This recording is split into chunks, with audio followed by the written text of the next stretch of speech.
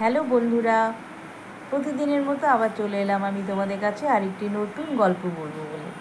আজকে আমার চ্যানেলে যারা নতুন আছে এবং নতুন যারা আমার গল্প শুনছো, প্লিজ আমার গল্পটি ভালো লাগলে একটি সাবস্ক্রাইব করে দেবে আর লাইক দিয়ে আমার পাশে থেকো। কারণ তোমাদের একটি লাইক এবং একটি সাবস্ক্রাইব কিন্তু আমাকে গল্প বলার অনেক উৎসাহ এনে দেবে।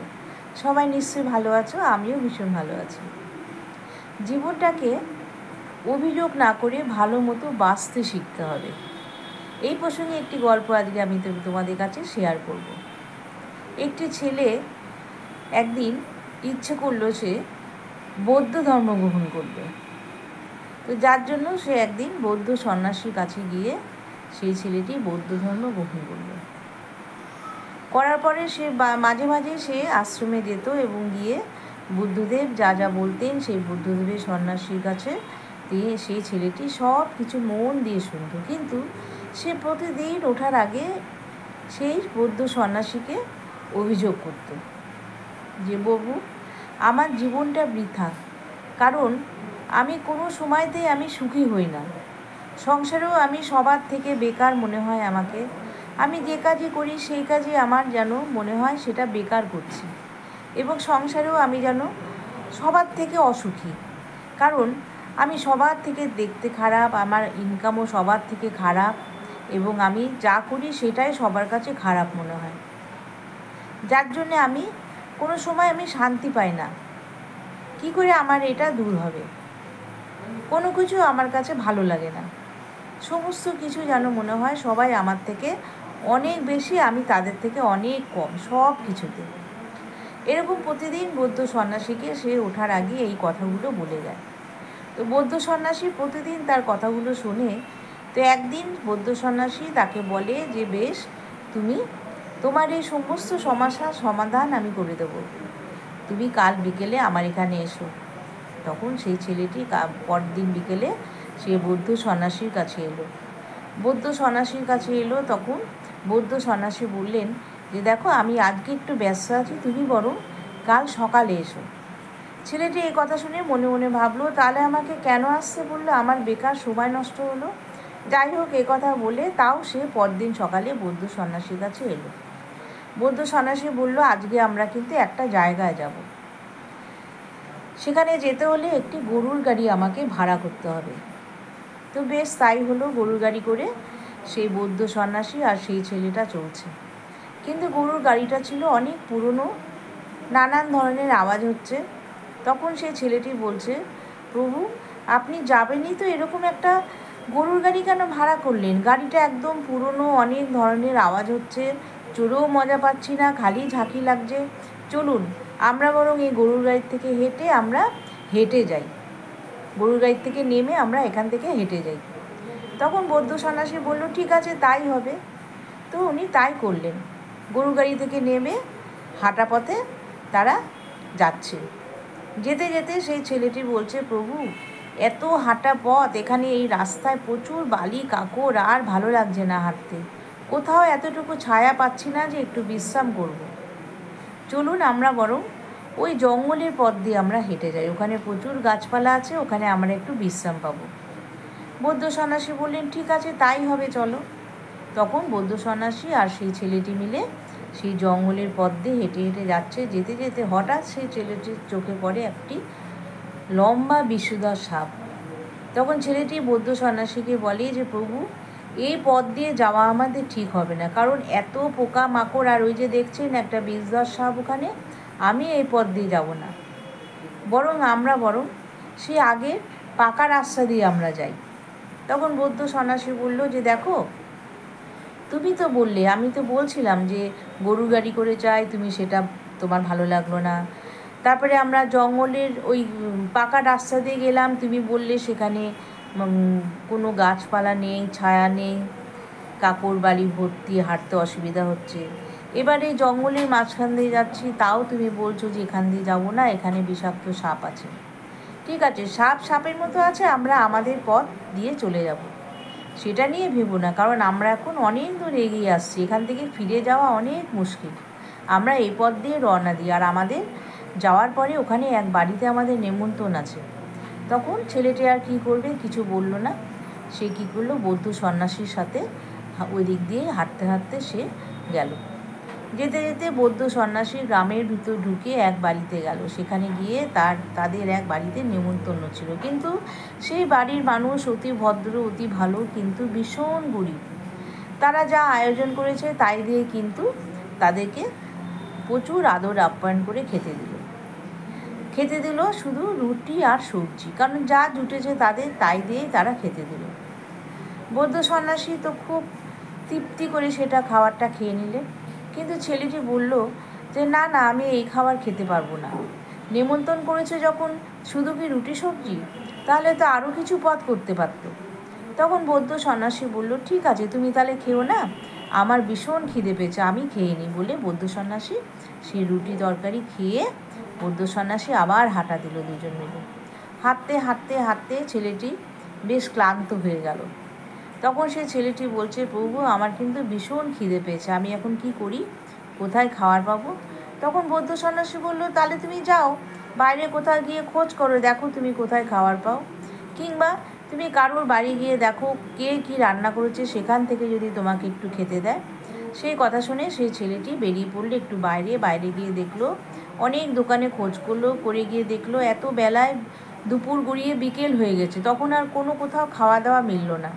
সব জায়গায় হয় নেই, কিংবা রুটি আছে তো সবজি নেই, তো সবজি আছে তো রুটি নেই, ভাত আছে তো তার সাথে অন্য কিছু নেই, এরকম। তখন ছেলেটি ভাবলো, এসে সন্ন্যাসীকে বলল যে, প্রভু, অনেক দোকানে খোঁজ করলাম, কিন্তু কোথাও সেরকম খাবার মিলল না, বিকেল হয়ে গেছে বলে তাদের সমস্ত খাবার শেষ হয়ে গেছে। তখন বৌদ্ধ সন্ন্যাসী বললেন, তাহলে তুমি যাও কারোর বাড়ি গিয়ে দেখো কোথাও খাবার জুটেছে কিনা, জুটবে কিনা তোমার। তখন ছেলেটি সেই কথা মতো সবার বাড়ি গেল, গিয়ে দেখলো কারোর বাড়ির খাবার শেষ, কোথাও কোনো খাবার নেই। ছেলেটি তো খিদায় কাতর হয়ে গেল। বৌদ্ধ সন্ন্যাসী তো মনে মনে বুঝতে পারছেন যে ওর ভীষণ খিদে পেয়েছে। তখন বলল, ঠিক আছে, আমরা ওই যেখানে নেমন্তন্ন খেলাম সেই বাড়িতে তুমি একবার যাও, ওখানে যদি খাবার থাকে তুমি তাহলে ওখান থেকে খেয়ে আসো। তখন ছেলেটি সেই কথা মতো সেখানে গেল, গিয়ে দেখলো সেই বাড়িতে তালা মারা। ছেলেটি তখন ক্ষুধায় কাতর হয়ে সে বৌদ্ধ সন্ন্যাসীর কাছে এসে বলল যে, প্রভু, এখানে তো ওই বাড়িতে তালা মারা, এখন আমি কি করব, আমি যে আর পাচ্ছি না, আমার ভীষণ খিদে পেয়েছে। তখন বৌদ্ধ সন্ন্যাসী কী করলেন, তার ঝুলি থেকে সেই যে রুটি সবজি তিনি খেয়েছিলেন তার জন্য তিনি ব্যাগে পুড়েছিলেন। তখন বৌদ্ধ সন্ন্যাসী সে রুটি সবজি সেই ছেলেটিকে দিয়ে বলল, এ নাও, আমি যখন খেয়েছিলাম তোমার জন্যও আমি এনেছিলাম, এ নাও, তুমি এটা খাও, বলে তাকে দিল। ছেলেটি তখন বলল যে, প্রভু, আপনি যদি এনেই থাকেন তাহলে আমাকে কেন এত ঘোরালেন, এত কষ্ট দিলেন কেন আমাকে? তখন সন্ন্যাসী বলল যে, এটা তোমাকে বোঝানোর জন্য কেন করলাম, যে এই যে তুমি সবসময় বলো কোনো কিছু তোমার কাছে ভালো না, সবাই তোমাকে খারাপ বলে। হ্যাঁ, তোমাকে আর একটা কথা বলেছিলাম, সেই কাজটা কি করেছো? তখন ছেলেটি বলল, না, সেই কাজটা তো করিনি। সেটা হলো, বৌদ্ধ সন্ন্যাসী ছেলেটিকে বলেছিল যে, তুমি রাস্তায় যার সাথে দেখা হবে তাকে তুমি বলবে যে, তুমি কি সুন্দরী, তুমি তোমার রূপে কি তুমি সন্তুষ্ট, তোমাকে ভগবান যা রূপ দিয়েছে তাকে কি তুমি সন্তুষ্ট? তখন ছেলেটি সে কাজটিও করে এসে বলল যে, আমি রাস্তায় অনেককে দেখলাম, সবাইকে জিজ্ঞেস করলাম, প্রত্যেকে একই কথা বলল যে, না, আমাদের রূপে আমরা সন্তুষ্ট না, আমাদের থেকেও অনেক ভালো ভালো চেহারার মানুষ আছে। শেষে একজন সুন্দরী মেয়ের সাথে আমার দেখা হলো, তাকেও জিজ্ঞেস করলাম, তুমি কি তোমার রূপে সন্তুষ্ট? তখন সেই মেয়েটি বলল, হ্যাঁ, এই গ্রামে সবচেয়ে সুন্দরী আমি, কিন্তু আমি কিন্তু তাতে সন্তুষ্ট না, কারণ আমার পাশের গ্রামে আমার থেকেও একজন সুন্দরী মেয়ে আছে, যার জন্যে আমি কিন্তু ঠিকভাবে সন্তুষ্ট না। সব কিছু খুলে বৌদ্ধ সন্ন্যাসীকে সেই ছেলেটি বলল। তখন বৌদ্ধ সন্ন্যাসী তাকে বলল, ছেলেটিকে, তোমার সমস্যা এতদিনে মিটে গেছে। এই যে এতগুলো তুমি কাজ করলে, তুমি সবাইকে চেহারার কথা বললে, তুমি কোথাও খাবার পেলে না, এতে কি হলো, তুমি কিন্তু সারা দিন তুমি অভিযোগ করে গেছো। প্রথমে দেখো, তোমাকে গরুর গাড়িতে আমি চড়ালাম, আজকে গরুর গাড়ি হলে আমরা তাহলে কতটা পথ চলে যেতাম, সহজে কত কাজ হয়ে যেত। তুমি বললে গরুর গাড়ি তোমার ভালো লাগছে না, ভাঙা গাড়ি, বেশ তাই হলো। এরপরে আমরা পাকা রাস্তা দিয়ে গেলাম, তুমি বললে সেখানে কাকর বালি গাছ নেই, আমি সেটাও মানলাম। এরপরে যখন জঙ্গল দিয়ে গেলাম, তুমি বললে সামনে বিষাক্ত সাপ, কিন্তু আমাদের আর উপায় ছিল না সেখান থেকে ফিরে আসা। তাই আমরা সেটা অতিক্রম করে আমরা চলে গেলাম।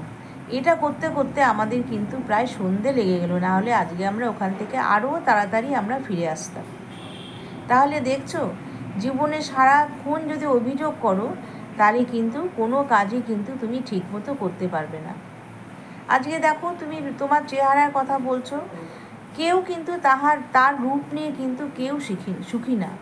সবাই নিজেকে সুন্দরী ভাবে, কিন্তু তার থেকেও সুন্দরী কি সুন্দর যদি কাউকে পায় তখন নিজেকে সে কম সুন্দর ভাবে। এই জিনিসটা তোমার মধ্যেও কাজ করে, প্রত্যেকটা মানুষের মধ্যে কিন্তু এরকম আছে। আর তুমি যদি সেটা নিয়ে কখনো সব সময় অভিযোগ করো তাহলে তো তুমি কখনো শান্তি পাবে না। তাই জন্য আজকের থেকে তুমি এই অভিযোগ করাটা ছেড়ে দাও। ছেড়ে দিয়ে তুমি জীবনকে নিজের মতো করে গড়ে তোলো। তোমার কাছে যেটা আছে সেটা নিয়েই তুমি সন্তুষ্ট থাকো। আসলে তোমার আত্মতৃপ্তি নেই, তুমি আত্মতৃপ্তিতে তুমি সন্তুষ্ট থাকো, তবেই কিন্তু তুমি জীবনে সুখী হবে। এবং সব কিছুর উপর তুমি ভালোবাসতে শেখো, সবাইকে ভালোবাসতে শেখো, তবে তুমি নিজেকে ভালোবাসতে শিখবে।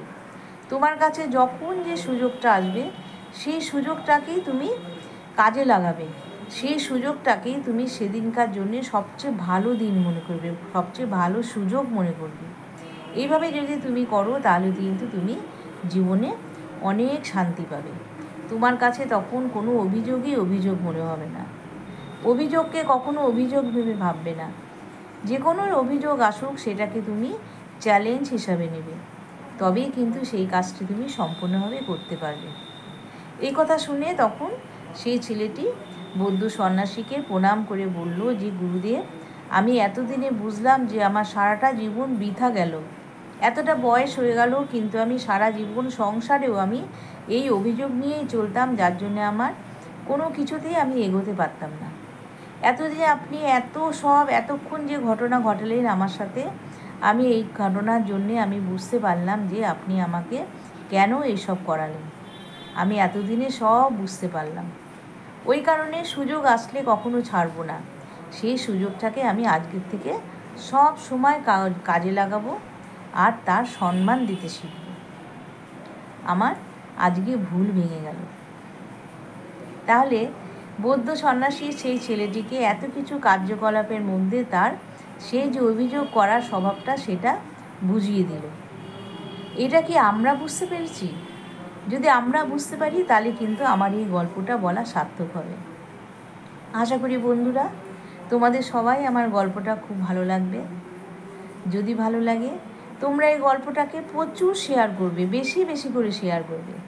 তাহলে অনেকে আছে যাদের মধ্যে যারা খালি সারা জীবন অভিযোগ করে যায়, তাদের কিন্তু স্বভাবটা অন্তত পাল্টাবে এবং আনন্দের সাথে তারা বাঁচতে শিখবে। তাহলে আজকে আমি আসি, টাটা।